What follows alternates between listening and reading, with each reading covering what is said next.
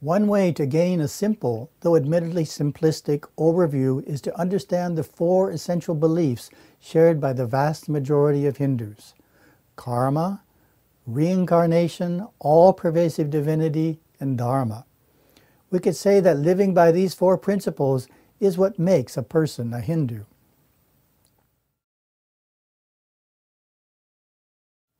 Karma literally means deed or act, and more broadly names the universal principle of cause and effect, action and reaction which governs all life. Karma is a natural law of the mind, just as gravity is a law of matter. Karma is not fate, for man acts with free will, creating his own destiny. The Vedas tell us, if we sow goodness, we will reap goodness. If we sow evil, we will reap evil. Karma refers to the totality of our actions and their concomitant reactions in this and previous lives, all of which determines our future. It is the interplay between our experience and how we respond to it that makes karma devastating or helpfully invigorating. The conquest of karma lies in intelligent action and dispassionate reaction. Not all karmas rebound immediately. Some accumulate and return unexpectedly in this or other births. The Vedas explain, according as one acts, so does he become. One becomes virtuous by virtuous action, bad by bad action. Reincarnation, punarjanma, is the natural process of birth, death, and rebirth. At death, we drop off the physical body and continue evolving in the inner worlds in our subtle bodies until we again enter into birth. Through the ages, reincarnation has been the great consoling element within Hinduism, eliminating the fear of death. We are not the body in which we live, but the immortal soul which inhabits many bodies in its evolutionary journey through samsara. After death, we continue to exist in unseen worlds, enjoying or suffering the harvest of earthly deeds until it comes time for yet another physical birth. The actions set in motion in previous lives form the tendencies and conditions of the next. Reincarnation ceases when karma is resolved, God is realized, and moksha, liberation, is attained. The Vedas state, after death, the soul goes to the next world, bearing in mind the subtle impressions of its deeds, and after reaping their harvest, returns again to this world of action. Thus, he who has desires continues subject to rebirth.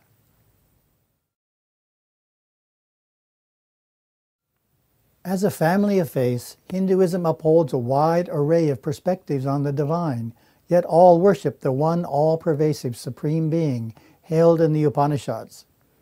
As absolute reality, God is unmanifest, unchanging, and transcendent, the self-God, timeless, formless, and spaceless. As pure consciousness, God is the manifest primal substance, pure love and light, flowing through all form, existing everywhere in time and space, as infinite intelligence and power. As primal soul, God is our personal Lord, source of all three worlds, our Father, Mother God, who protects, nurtures, and guides us. We beseech God's grace in our life while also knowing that He, She is the essence of our soul, the life of our life.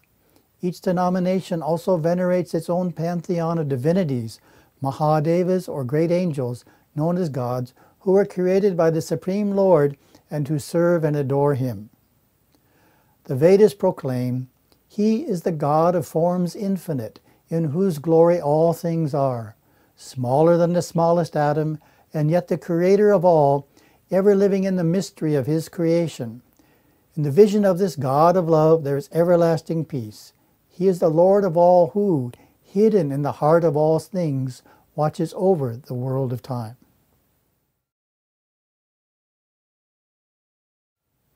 When God created the universe, He endowed it with order, with the laws to govern creation.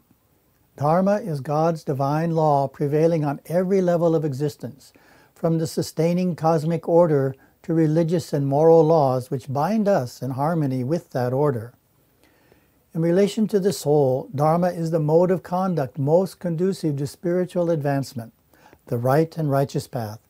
It is piety and ethical practice, duty and obligation, When we follow Dharma, we are in conformity with the truth that adheres and instructs the universe, and we naturally abide in closeness to God. Adharma is opposition to divine law. Dharma is to the individual what its normal development is to a seed, the orderly fulfillment of an inherent nature and destiny. The Tirukkural reminds us, Dharma yields heaven's honor and earth's wealth. What is there then that is more fruitful for a man? There is nothing more rewarding than Dharma, nor anything more ruinous than its neglect.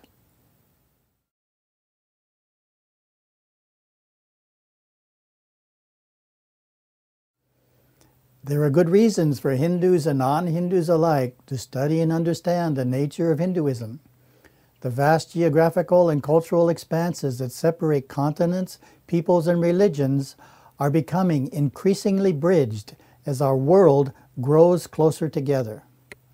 Revolutions in communications, the internet, business, travel, and global migration are making formerly distant peoples neighbors, sometimes reluctantly. It is crucial, if we are to get along in an increasingly pluralistic world, that Earth's peoples learn about and appreciate the religions, cultures, viewpoints, and concerns of their planetary neighbors. The Sanatana Dharma, with its sublime tolerance and belief in the all-pervasiveness of divinity, has much to contribute in this regard. Nowhere on earth have religions lived and thrived in such close and harmonious proximity as in India. For thousands of years, India has been a home to followers of virtually every major world religion, the exemplar of tolerance toward all paths. It has offered a refuge to Jews, Zoroastrians, Sufis, Buddhists, Christians, and non-believers. Today, over 100 million Indians are Muslim, for the most part magnanimously accepted by their majority Hindu neighbors. Such religious amity has occurred out of an abiding respect for all genuine religious pursuits. The oft-quoted axiom that conveys this attitude is, Ekam Sat Aneka Panta. Truth is one, paths are many.